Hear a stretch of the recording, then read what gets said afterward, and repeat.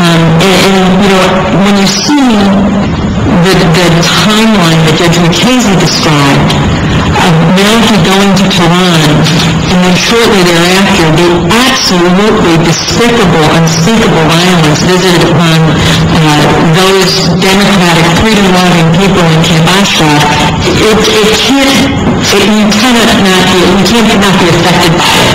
And frankly, feel a sense of responsibility after those same people surrendered their arms to us and renounced violence, for us not to take a very strong position, for us not to go to our allies in Iraq and demand an explanation, demand that stop, and demand action, is really, it makes me embarrassed. I'm embarrassed for my country, and I'm certainly embarrassed for my government.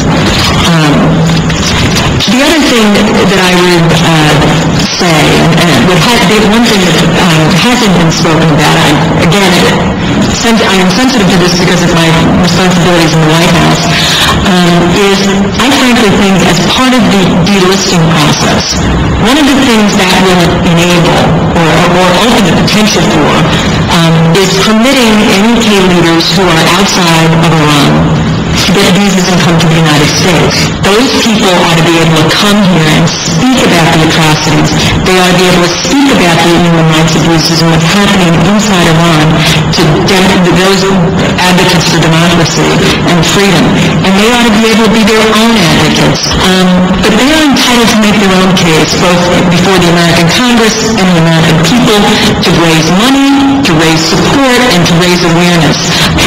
And before I close, I'd like to, with your indulgence, I'm not sure everyone realizes that you see cameras in the back.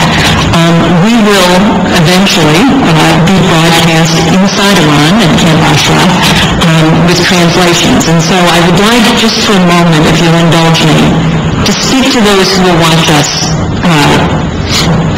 there.